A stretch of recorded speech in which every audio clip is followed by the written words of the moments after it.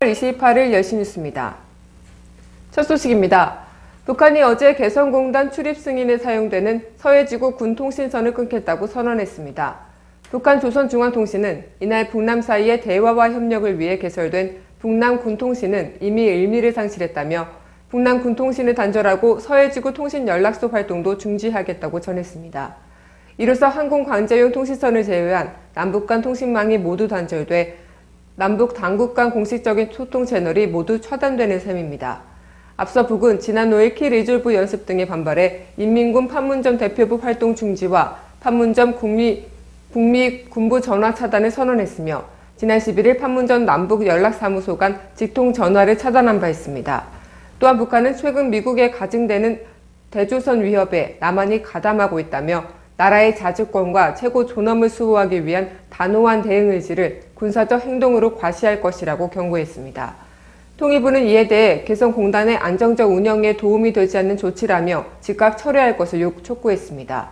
북한의 이 같은 조치에도 불구하고 개성공단 출입경은 정상적으로 이뤄지고 있습니다.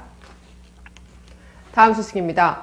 경상남도의 진주윤리원 강제 폐업에 대해 노동계와 정치권의 반발이 점차 거세지고 있습니다. 특히 보건복지부가 경남도의 진주윤리원 폐업은 신중히 추진될 필요가 있다는 공문을 보낸 사실이 알려지면서 반발의 강도는 한층 강해지고 있습니다.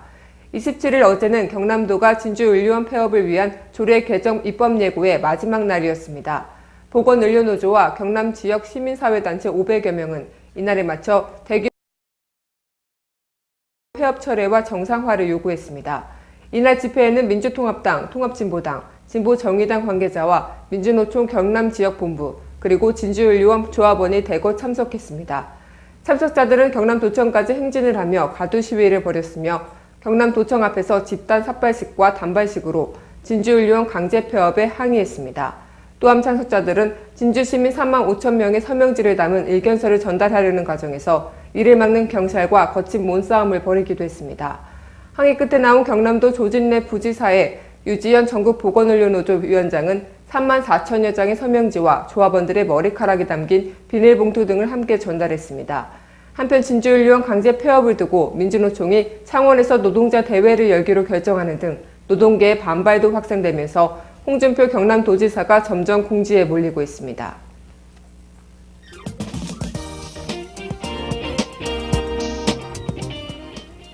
단신입니다. 고위공직자 성접대 의혹을 수사 중인 경찰이 어제 김학의 전 법무부 차관 등 10여 명을 검찰에 출국금지 신청했습니다. 경찰은 이번 사건의 핵심 인물인 건설업자 윤모 씨와 수차례 만난 것으로 추정되는 인사들을 중심으로 출국금지를 신청한 것으로 알려졌습니다. 경찰 관계자는 10여 명에 대해 신청한 것은 맞지만 혐의를 확인해 줄 수는 없다고 말했습니다. 강만수 산업은행장 겸 산은금융지주 회장이 오늘 임기 1년여를 남기고 돌연 사의 표명을 했습니다. 2011년 3월 취임한 강 회장은 금융권의 대표적 친MB로 인사로 꼽혀왔으나 새 정부 취임 이후 사퇴 압박을 받아왔습니다. 강 회장의 사의 표명 이후 다른 친MB 금융권 인사들의 사의 표명도 잇따를 것으로 예상됩니다. 공정거래위원회가 4대강 2차 터키 공사 단합 여부 조사에 들어간 것으로 알려졌습니다.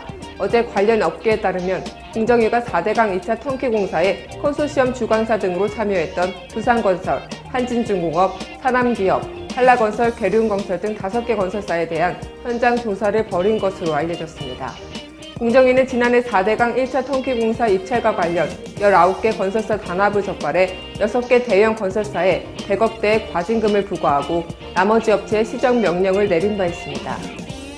3월 28일 10시 뉴스를 마치겠습니다. 지금까지 강민선이었습니다. 즐거운 하루 보내십시오. 감사합니다.